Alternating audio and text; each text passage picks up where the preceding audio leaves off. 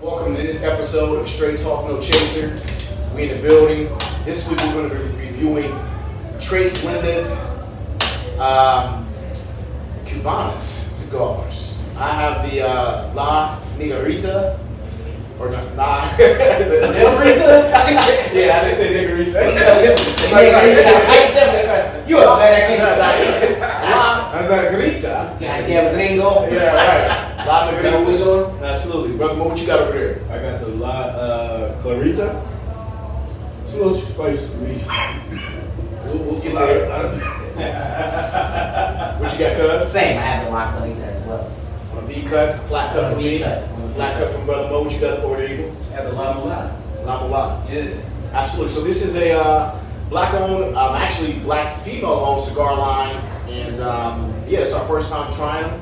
Really looking forward to giving these a go. And so, as you heard Mo says, he's experienced a lot of spice in his, and so far, I'm not gonna lie, this is extremely earthy on the front. I'm liking it. Great drag, good pull, good smoke from my end, and so I'm enjoying the binder. I'm enjoying the feel so far. Cuz? Same actually. With me being a mellow to mild smoker, this is actually a really good smoke. It's not too peppery for my liking. That might be my palate might be changing a little bit. There you go. And get better. I'm getting older in my old age. There you go. But I like it as well. I really like the drag, especially with this V cut right here. I know you guys kind of did straight cuts, but I'm really liking this V cut drag on this. How this is burning. Burning really well too. Absolutely. Burning really well. Nice and even. Absolutely. Mr. Artist, you're saying is light his stick off his drink. Now, I ain't never seen that before. That's the King's light. There you go. It's something. Might be crazy like too. So, yeah. Took out both my eyebrows. For now. For now. Yeah. So tell me how you feel off your initial drag. Let me see. Can you one over here a little bit? Let me help you out, brother. Nah, I know. Give me a minute. Work with it. I'm not worried about it yet. Not yet. I need to get into this a little bit more. Offhand, it's really earthy. I can taste like almost like the ground a little bit. It's The extremely soil, earthy. which I like. I like it. You know what I'm saying? It's not grass. It's more like the soil. So gotcha. A little bit of coffee, maybe. Absolutely. So, real quick, I mean, I think let's go around the room from a cigar palate standpoint. Mo, we're going to start with you because you already mentioned it. What is or do you have a flavor profile or kind of a profile for your cigars? Smooth, man. This is a little too peppery for me. I like something that is not giving too much kick. So mellow. It's not heavy on my throat or chest. So you like probably something a little creamier? Yes. Okay. You said your chest now. Are you inhaling it or are you just swelling it? Come on. No, I'm just asking. I don't know. Fair question. Some cigar smokers Some do cigar, that. they do I do that. not inhale. Yeah, some do that. I don't do that. Yeah. Okay, that's fair. Sometimes you gotta give it a little bit longer though. Different thirds or different sections of the cigar have different flavor profiles. Yeah, so we're really in this first third. And really you gotta burn past the foot, which is like the first maybe half a quarter inch, whatever. Yeah, You know what I'm saying? get that initial sulfur off and just let that, let that sulfur kind of, or not the sulfur, burn the sulfur off and really let the smoke kind of, really drag through your tobacco, which is really why you want a nice, butt. You really want that butt to really build that ash, so that way, you're getting that full billow of smoke and really inhaling all of that and allowing that to come through. And hey, listen, this thing's burning beautiful. I can't lie. Yeah, for sure, it definitely is. This is a really great burn on this. Bind is still amazing. Like this ash bind is great. It is. It's a well constructed cigar. Yeah. It is. It's off the rip, even the way it pulls, like you said, the drag and billowing off bat like that. Yeah. It's nice. This makes me feel like I'm smoking a stick. Yeah, it's that cigar feel. Yeah. Because like sometimes you're smoking a stick and you feel like you're fighting with your cigar. Yeah. I don't feel like I'm fighting with it. And I feel like if we was on the beach right now, I could have my stick in my mouth, you know what I mean, and just be cruising and I have to relight. It's just here, you know what I mean? It's ready. Sure. Are we sipping yet? You know what? How rude of us. As we always do around this time. Brothers can be anywhere in the world.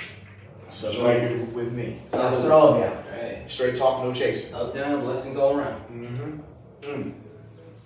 Nice. Hashtag up, down, no blessings all around. Oh, I like that. Damn. That's sexy. It might be not that. You make it sound sexual. Like, I was going gospel. We're not gonna do that this week. We're not gonna do that this week. You're right. And then they was sitting here looking at his eyes. Like, don't look at me like that when you say those things. Absolutely. And so this week we're sipping on a little Weller Antique 107, personal favorite of mine. Absolutely bourbon neat. We're drinking out of the the pineapple glass of the day, just a 1 ounce pour. And so yeah, I mean, it's Black History Month. You know, we're celebrating this wonderful black cigar company. I mean, really, I gotta ask the question right off the top. What does Black history really even mean to you guys? I mean, anyone can take that question. Mo, since you already look like you reared and ready. Go ahead, my guy. You getting your lips ready for it? Yeah. For me, Black History Month is a celebration of our history, our ancestors, and the contributions that they have contributed to pay it forward, and we continue the fight, that they were up against, and so that's what it means to me, is just highlighting our black history and culture that we normally don't get to learn about in school or whatnot. Gotcha. Now, Mr. Artist, given you're saying your background, if memory serves me correct, you are a African American study degree from The Ohio State University. Is that correct? It was my minor. It was your minor. Okay. That being said, from someone who obviously has studied it, what does Black History and Black History Month mean to you? Well, Black History Month to me means we need more Black history. You can't relegate us in our contributions to society, to culture, worldwide to a month. To me, that shows that we still need more progress, because Black history shouldn't be separated from history. It's funny that you said that, and I just want to piggyback off of that really briefly. Someone brought this up the other day and said that Black history is American history. Like, they're inextricably you can't separate them. They're one and the same. And that's a really good point. I hadn't thought about it in that kind of context. Yeah. However, I'm going to provide a little bit of pushback from this standpoint. And it's only because of some of the things that have been coming out, and I'm coming to you, cuz, is that a lot of places and a lot of states are trying to take Black History Month out and not actually teach Black history. Right. So my question to you is this. So basically they're doing the same thing that they've always been doing. You could argue that. Really, you could argue It's just more evident now. You know what I mean? Being able to cut it from the budget and save money. Right. So my point is this: if we don't take a month to highlight Black history, then would we ever study our history in terms of what school systems study our history? And I'm gonna bring that to you, cuz. No, I don't think we would ever do that. Right? That's your question. Would we ever do that? No, I don't think so. I think that's what we now in this generation have to push for more than ever. But I will say that there are some strides that we've made in that. Okay. Right?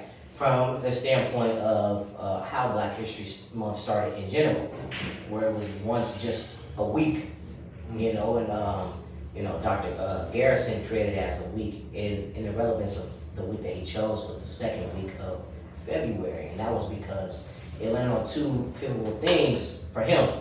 One, and that is it was Abraham Lincoln's birthday week, and then also that is the same week that the Emancipation Proclamation was signed by Abraham Lincoln as well.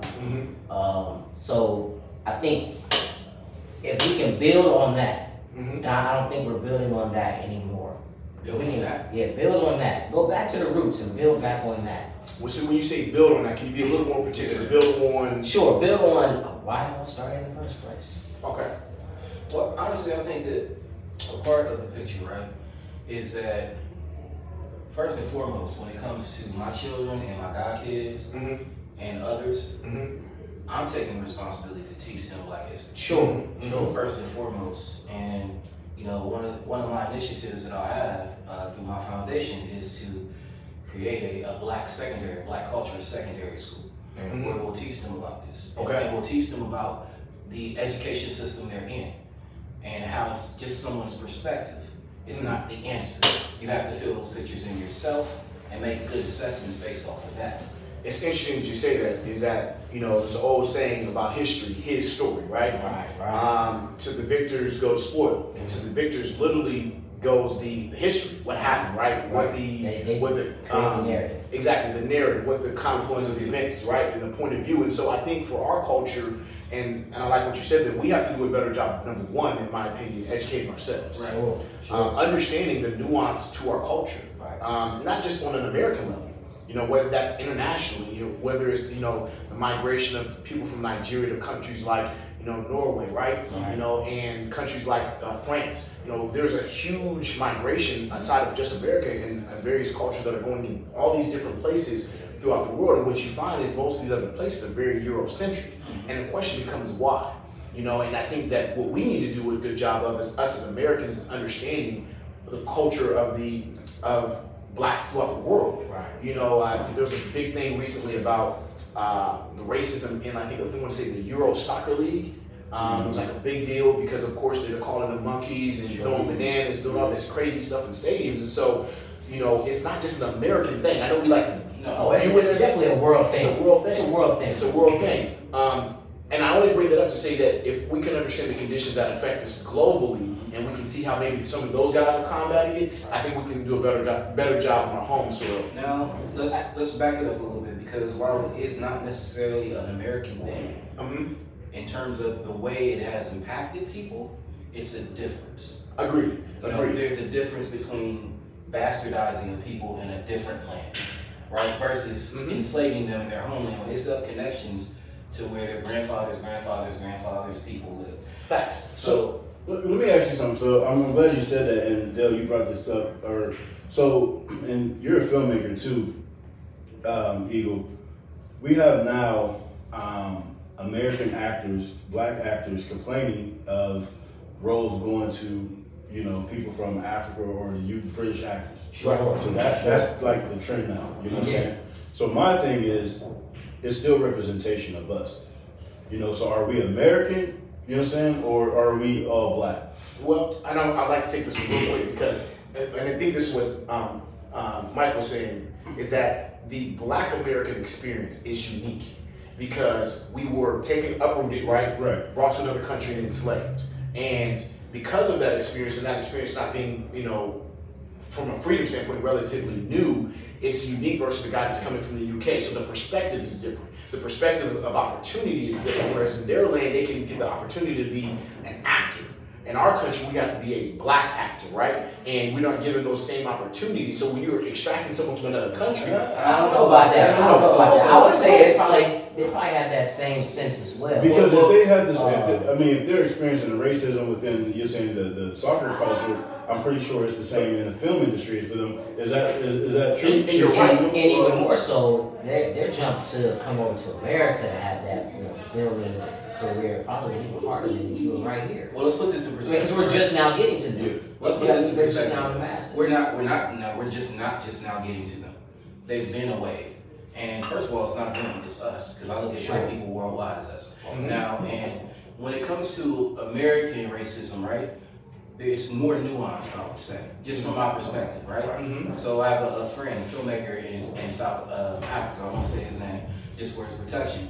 But, you know, he could relate to us one-to-one, almost like if he grew up here, you know what I'm saying? In terms of how it feels to be discriminated against and racism, right? And practices from parts South Africa. Right, South Africa, right? But if you go somewhere else, while they may experience like maybe the administrative like part of racism, and they may experience then discrimination in terms of what that looks like from slavery to Jim Crow, they may not have that. Sure. But they may have their version. They have their right. In terms of when it comes to acting as black people, to me, that's just a divisive technique. You have to look at where that came from, right? Okay. To me, a black face on screen is a black face on screen, right? For one. Indeed. Now, depending on the story that you're telling, right? Because some people don't feel a need to tell our stories. That's their prerogative, right?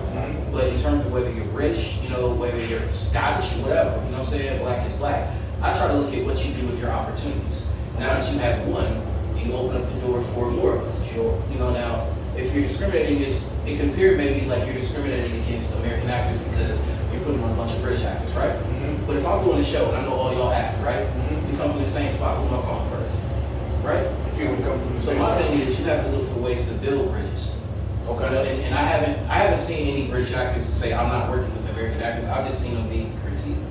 Now if I'm wrong, please show me. But I don't see that coming from them. I think you made a really good point, right? Is that we don't do a very great job of building bridges between each other. Can you give that to me a little more detail? What do you mean, Mark? Well, I mean, who's the each other? I guess is what I'm asking. Black on black. Well, guys okay, on each other. cross-cultural blacks. Okay. Fair. Okay, I Even understand. more, From American yeah, to African right. to those from British. Because I think we have a sense of arrogance of thinking that our struggle is much more worth. Like it's not the same. Like we'll say, oh, somebody from the UK don't know what the struggles are like instead of being black, you know, in America. You know what I'm saying? Yeah. But they might have struggles. They know the struggles They like know being some black. black being black. Yeah. They just know what it's like Yeah. in the UK. Right. But they still know what it's like because they're black. But we don't acknowledge that. Which just goes back to what I was initially stating about being, you know, seeing the issues that face the black culture are universal. Right. And, you know, now, you know, different plantations, same master. You see what I'm saying? You still got a master. You still got a master, right? And I think where we have to get to in America, and really globally, is just understanding global economics. Global economics for me is always stemmed around understanding what capitalism is, right? Or what a country is that's a capitalistic society. It's three things: power, capitalism, and the illusion of the first two. Right. You know, we have this illusion of power and we have this illusion of upward mobility, and I think within that we don't take a step back and say, okay, are we really upwardly mobile? So allow me to ask that question from a black excellence and an economic standpoint. And whoever wants to take the question, say, please do. Do we really see true upward mobility in our culture in America? So a couple things. From a financial standpoint. I feel like a couple things, right? Mm-hmm. If I may. Please. So one, I feel like that we need to have more of a finishing and dominant mentality, right? Okay. For instance, I forget what it was. Someone told me a story about they saw an interview with the Olympic interview, and they were interviewing the Chinese ping pong team coach, I believe. I don't remember which Olympics it was, but they were dominating the Olympics year after year, right? Yeah. And the only thing they would do is, I believe, is the backhand. Mm-hmm. So they asked him, like, why are you only doing the backhand? You know what I'm saying? Everybody else is doing all these other strokes and stuff. He said, well, you guys focus on improving your weaknesses. We find our strength and we master those. Mm-hmm. And that's why we win. Mm-hmm. And I feel like that you know, you have to be able to see through the bull, right? We dominate in certain areas. Arts, you know what I'm saying? We dominate in sports, right? Mm-hmm. But we don't dominate the business end. We need to see those things through, because that's where we have the power where the dollar is, right? Mm-hmm. And then once you see those things through to where you're an owner, right? And it's only, you know, certain people's gonna be able to do that, right? But once they get there, then they can build and spread. Because when you get a team, you're probably near a billion, right? Right. You can impact some stuff. Now you own this industry. I think what you're talking about is aspirations. You know what I mean? People don't aspire that more. We don't have that aspiration as a whole to want that. Mhm. You know what I mean? I think we need that. Can I take you to But this? see, but this is my thing though. I think that it's easy for us to, because we have this God-given natural ability to be, you know, more athletic, I would say. Mm-hmm. But being business owners, it takes a little bit more effort. you Sure, know, because that's not natural. That's and not not only natural. that, but some of these white folks, they can walk into banks and get loans and things of that nature. You're saying when it comes to sports, if that person got the talent that's good, you can't deny that. And see, and this is where I will push back, because I think that there's a misconception, because America is dollars. And if you have a good business and a good business mind, America is going to find a way to extract that dollar. Now, not always. Like, well, show me when that has And happened. I mean, and they've been When known we to couldn't take bank. Right. You know what I'm saying? When we couldn't bank. When we couldn't bank. When we couldn't bank. Women couldn't bank. Fair. Right. When we couldn't bank, and we they've built been banks. but they've been No, known. I wanted to get to that as well. Okay, okay, go I ahead. did want to get to that. But there was a point in time when we didn't have that. You're 1,000% right, and not to cut you off, because I'm definitely going to come back with that. Well, please finish your thought. No, but I said that they've been known to take things from us. You know what I'm saying? I mean, and own it. You know what I'm saying? Like, let's say hip hop. Appropriate. I mean, appropriate, but even let's take the hip hop. What I'm actually glad you mentioned that. So I'm going to give you exactly. Hold on. Go ahead, go finish your thought, because I got something for that. What I'm saying, so we don't own hip hop. Like, it started in the Bronx. It started because, you know, underprivileged, you're saying, kids and whatnot, you know. Well, It started as art. paper It did, code, but we don't know how to monetize. Right, and that's what I was getting at, is that I was watching, I want to say, On Your Leisure, on a Master P interview. Yeah, They were talking cool. about, because you know where I'm going. Yeah. They were talking about exactly that, hip hop. Yeah. And is that we created the culture, but what we did not do is create the businesses around the culture. Right. And so we are really good at creating. Right. And this is why I say I kind of look at us. Because if you're good at creating, then what needs to happen is, let's say I'm a rapper going back into the late 70s, early 80s, right? If I'm a rapper, then you know what you should be creating? The tools and the equipment that I rap on, the microphones, right? And Because we did. we didn't. And so I can't hold someone accountable saying, okay, there's an opportunity there. I'm going to be a capitalist and I'm going to build capital and business around it. Well, I think it goes a little bit deeper than that, right? So when it comes to art and culture, right, we lead that, right? Sure. The difference is, right, when someone has resources at their disposal, it can be a challenge for them to be creative, right? When you don't have resources, you create out of that lack. Out of necessity. And so when it comes to our people and our culture, our creation, right, our creativity always precedes the business, right? Exactly. Okay. I see. So that's where the avenue comes in. So that's not just a lack on our part, right? That's a function of us being a society where we have limited resources, right? We don't have access to education, certainly not business contract education, right? Which is basically what it comes down. We've been contractualized out of hip hop. We do still own it, right? Because if we organize, right, and you had black artists come together and say, we're not making no more hip hop until these contracts are right. And I kind of see that like an uprising right now. Exactly. Like, United Masters, title. Sure. With a lot of these guys saying, hey, I want to own my masters, I want to own my name, I want to own my likeness. I mean, even with the approach that Kanye, you know what I'm saying, when he started spilling the beans about his contract or whatever, and how, I mean, shit, we can even go back as far as Prince, you know what I'm saying, how changed his name, like, yo. Because what did they say in the contract? They let you as the artist, right. Not your name, the artist. Right. Well, you know, that's old contract structure, right? Because now these more That shit still works. It's still the same today. Well, It's a little different because now, because he wasn't in 360. No, he wasn't in 360. So what they'll do is they They still got a lot of 360 deals out there right now. Jay-Z's in the 360. No, man, Jay-Z's not. It's not anymore. No, time out. Jay-Z, no. It's not.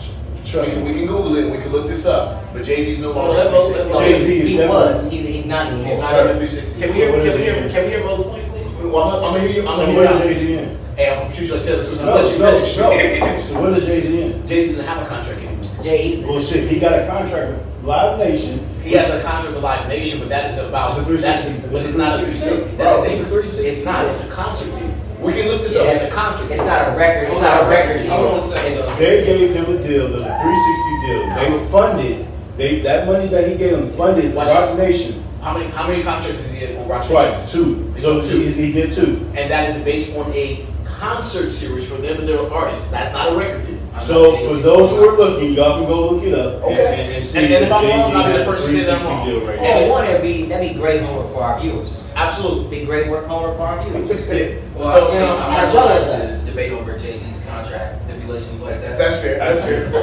So We can keep I it don't know if that's something we need to give an assignment for. Either way, Well, it's good history, right? It's good well, knowledge. contract structures change, right? So let's say if Jay-Z went to a 360, right? Mhm. His 360 is not going to be looking like somebody else's 360. So right? oh yeah, 360s ain't always bad. It had It to depends on your position of power, exactly.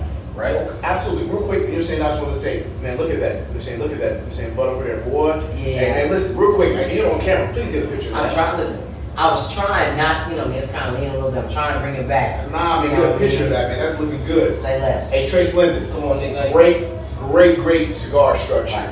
Thank you. This is it's a really good stick, and actually, as I've gotten to the second third of this cigar, It's tasting. it's even better. I'm getting a little butter feel from it. Exactly. I'm getting the creaminess. Yes, I am. Less of the spice, less of the earthiness, a lot more of the just creamy. Yeah, I guess the for best sure. way I can describe it is For creamy. sure, for sure. So wonderful job, ladies. I Yeah. look forward to buying some more of these. Thank you. Thank you. Absolutely. Hey, so a And, lot is definitely A lot of those. I like this stick. and I know, not to interject, I know we got a lot going on when we get back to some more topics, but I'd like to real quick get you guys overall rating. We're going to just keep this nice and simple. Sure. What's your overall rating on a scale of 1 to 10? Scale of 1 to 10. Well, we're gonna break it into 2 right fast. We got to, since we are having bourbon with it as well. Absolutely. What Right. please? From a smoke standpoint, 10. Okay. From a pair value standpoint, 10. What are you smoking on one more time? Trace. Gotta work on your SPL. I gotta work on my SPL again. La Clarita. La Clarita. Trace. There you go. What about you, San Diego? What's your pair value and just your overall value, if you will? Of the stick, Mm-hmm. I like this stick a lot actually. Okay. So give it 1 through 10. For me, this will be a good morning smoke. Okay. Morning, afternoon smoke. I like that. So in that perspective, I give it a 10. Wow. In terms of construction, when I first cut it, I had some pillage on the side, but it stayed constructed, so I will give it an 8 on that. Okay. The way it billows, man, that smoke is intense. I like that. I feel like I'm a big boy smoking that cigar. You know what I'm saying? Absolutely. It's definitely a big boy cigar right here. Yeah. In terms of the Weller, the antique by itself, I'll give it an 8. In terms of the pair value? Pair value. No, just by itself. To me, I have to pair. I wouldn't pair these together. Okay, so you're saying it's not the cigar itself. It's not the combination. It's the Weller. It's individually they rate high. Together, the combination I give about a 5. Okay. Because I feel like for me, a smooth stick like this is buttery. I like more of a buttery liquor. So for me, or a caramely liquor. So for me, like maybe one of the Four Roses might be good. Okay. And then I remember my first cigar. And You remember your first cigar? Didn't you do that? It was me. It was me and what we know. That's because he ashes his cigar. I did mine. I was on a little like this. I did real nice like that. Yeah, but if I would prefer to reserve because it's more caramely, and then I think it would pair better. Okay. Well, I mean, listen, I'm gonna give it a 10 across the board, and it's interesting from a pair value standpoint because I actually can taste my Weller independently and my stick independently, and that's all I want when I have a nice pair value. Really, or that's what you want. Either that or when See, I want harmony, and that's what I'm saying. Either one of the two things. And to your point, either I want it to accentuate or I want them to be separate. Sure. So I don't feel like I'm clashing. Right. I don't feel like I'm tasting something different than Weller Antique. I still taste Weller Antique, but when I come back over here, I'm still enjoying my cigar for what it is. I don't feel like it's any different. So, again, I'm going to give this a 10 across the board. Brother Mo, how you feel? I know you started out a little peppery. I'm sitting here trying to think. As it burns, you're saying it's not as peppery, but it does pair well with the Wellers here. And I think, and it got a nice burn to it, stay consistent. As he said, it has some pillage or whatever. But I think number-wise, I'm going to probably go with the 8. Okay. I respect that. And real quick, because I know we're smoking different things. Eagle, what are you smoking, sir? The Mulata. The Mulata, and I have the La Negrita. Absolutely. And then we also have Mo and I smoking on the La Clarita. La Clarita, absolutely. So, Tres Lindes Cubanas, definitely check them out. Beautiful cigar. Ladies, we'll be buying some more of these, and I'm enjoying it. So, getting back to where we were initially at and having this conversation about, black excellence and upward mobility. If there's one thing that you would say, and again, Mom, will come to you on this, is what's the one thing that you feel is kind of preventing you from getting, quick little interjection, no worries. What's the one thing that you feel is holding us back culturally from continuing the upward mobility? And I know this is a complex question, but if you had to drill down to maybe something that is passion in your world. Not complicated at all. It's not complicated. Think that we're not monolithic. Well, give me a definition on that. So I use this example all the time. Okay. When the gays got together, they came together on one front, and that was same-sex marriage.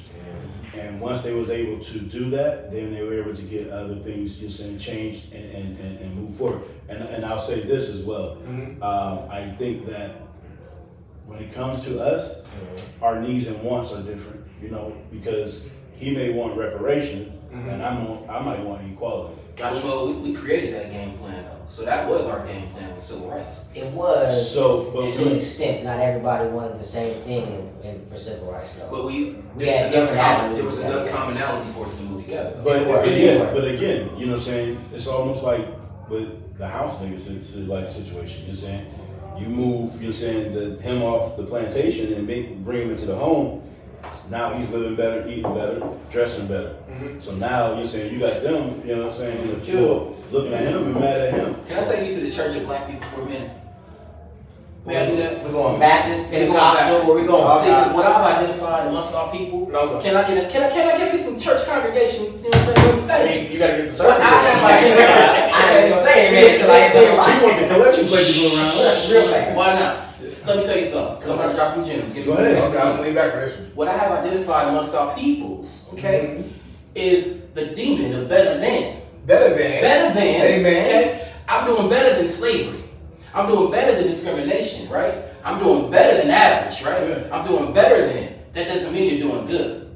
It just means you're doing better than. Right. So, from your vantage point, the one thing that's holding us back is we've made a step, but we haven't made the step, and we stopped at making the step. It's symbolic shit. So in other words, for example, I just want to make sure that we're clear as what you're saying. We move out of the hood, we move to suburbs, and that was the goal. And then we just stop. Well, it doesn't matter where you live, right? Okay. You know what I'm saying? It's not where you're from, it's where you're Yeah, at, right? absolutely. So it don't matter where you live, right? I'm always going to be from the east side of Columbus, Ohio. Right? And when I go to invest in neighborhoods, it's where I'm investing first. East side of Columbus, Ohio. Doesn't matter where I live. You know, so I don't concede people who don't live in certain neighborhoods. But you should still be able to give back to your people. So that's another thing that we have to touch on as well. We the each one teach one is said in our community, but it's not done always in our community. Bingo. And I think from my vantage point, and just again, I'm almost for clarification, is that you're saying that the one thing that you feel is holding us back is just we're not doing enough. You're saying passing the torch. Well, there's a few things I would say, but we're just gonna get one. if I was to hone in on one, yes, that would be it for me. Okay. Yes. And I think for me, above anything, is education. Sure. And when I say education, it's not just the school education, right? I'm talking about independent education. At home. At home education. Independent education. But I think for a lot of us, we pigeonhole ourselves to opportunities because we think that that we don't have the ability to self-educate. You know, when you look at a lot of the billionaires on this earth, right? Many of them didn't get out of college. Many of them don't have a college degree. And so within our mindset, I think sometimes there's that government that, well, if I don't have a degree, we can't do this, right? If I don't have this level of education, I can't do that. And who put that on us now? Well, you know what? It's a facade. It is a facade. And just real quick, just I want to finish this thought, is that all I'm saying within that is that this is America. And it goes back to what I said earlier. Power, capitalism, and the illusion of the first two, right? If you understand capitalism, that means that you can create a business around pretty much anything. And that has nothing to do with your background. That has nothing to do with your skill set. It has to do with a vision and a willing to work and be great. Educating yourself in an area, whether that's from a school book, whether that's from knowledge and information, because the old saying goes, you want to hide something for somebody, put it in a book. Right. And so I believe in being a voracious reader, right? They say something crazy like the billionaires read 7 books a week. A week.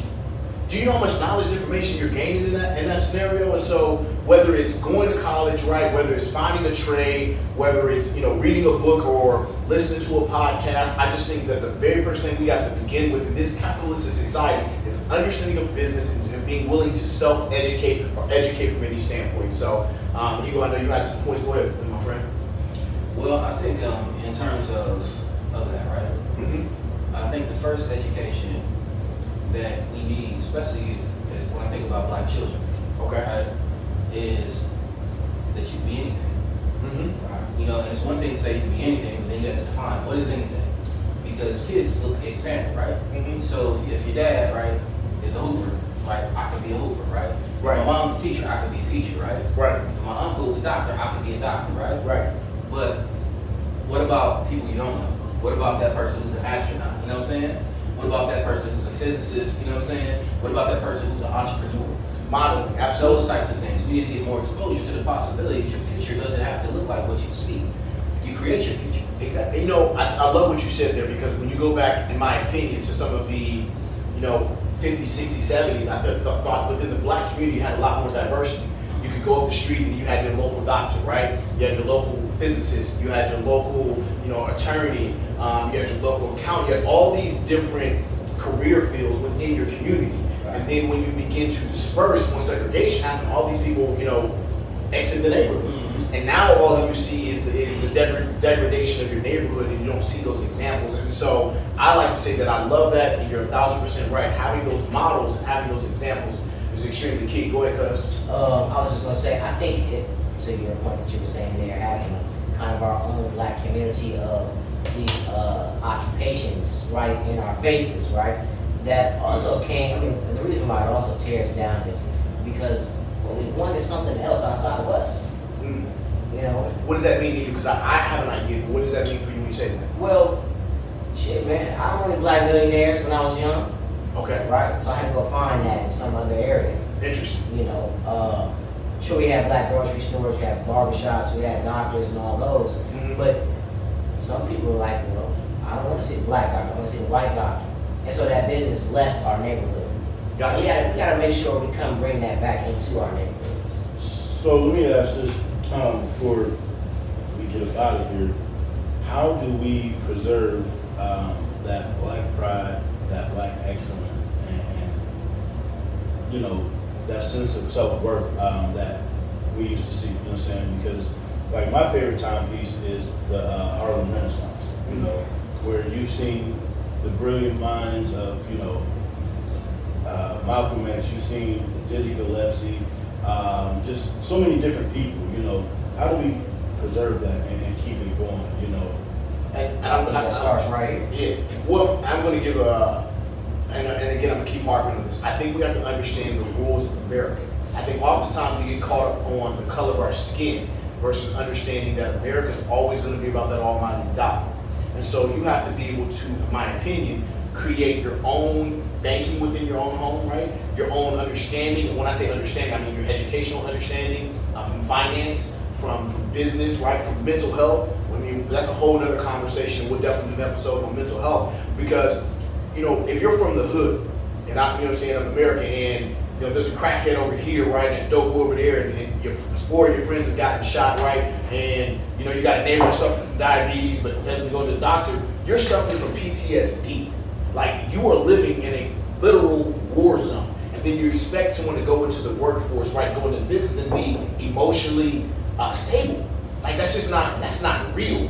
And so I think that, again, going back to the initial point, is understanding who America is and who we are in the context of America. Understanding that as Black Americans, our experience in America is unique, and once you accept that, be willing to move forward, because those are the rules of the game. I can't change the rules of the game, right? All I can do is play the game according to the rules. Why can't you change the rules? Because I'm not in power. And that goes back to what I just said, power and capitalism. And the illusion of the first two. Again, something that like Eagle said about, you know, saying each one teach one, leaving people behind. My opinion, what we tend to think is that, oh, I got a little power, I got a little money, but you don't have the most money, you don't have the most power, you don't have the most influence, and so you believe that, and you don't come back and say, you know what, my friend, I got you. You know, I'm gonna put a little money in your film, right? I'm gonna put a little money in your medical business, right? I'm gonna put a little money in your podcast, because if I'm able to do that, then you don't have to go to the bank. I become your bank as your friend and as your There's a famous saying, I forget who said it, but it was a saying. It said people want to be the man just cause, right? Yep, big facts. And the reality of it is that you may not be the man, right? Sure. But while you're trying to be the man, right, and limiting the potential of those in your circle, right, those that you encounter, right, you may be the man to finance, like you said, or you may be the man to make connections, like you said. You know what I'm saying? And you got to know yourself and know your worth. Right? So they quote the book of Drake. I know you like to go to Jay-Z. Yeah. Know yourself, know your worth, right? Know your skill set. There's people who get paid off of connections. That might be, you might be better at that than leading something. You know what I'm saying? You don't, people may not need to know you. In my opinion, the people that you don't know are the ones who got the most paper anyway. Hey, what you're saying is we have too many chiefs and not enough Indians. Well, I'm saying that it's not even about chiefs and Indians, right? It's about you playing your role to be effective for yourself to win and for your team to win. And you got to know when it's your time to play the front, right? When it's your time to play the back. Absolutely. And I think within that, and you know, we're gonna wrap this up. I love what you said there, Eagle, and I think that's extremely, extremely key.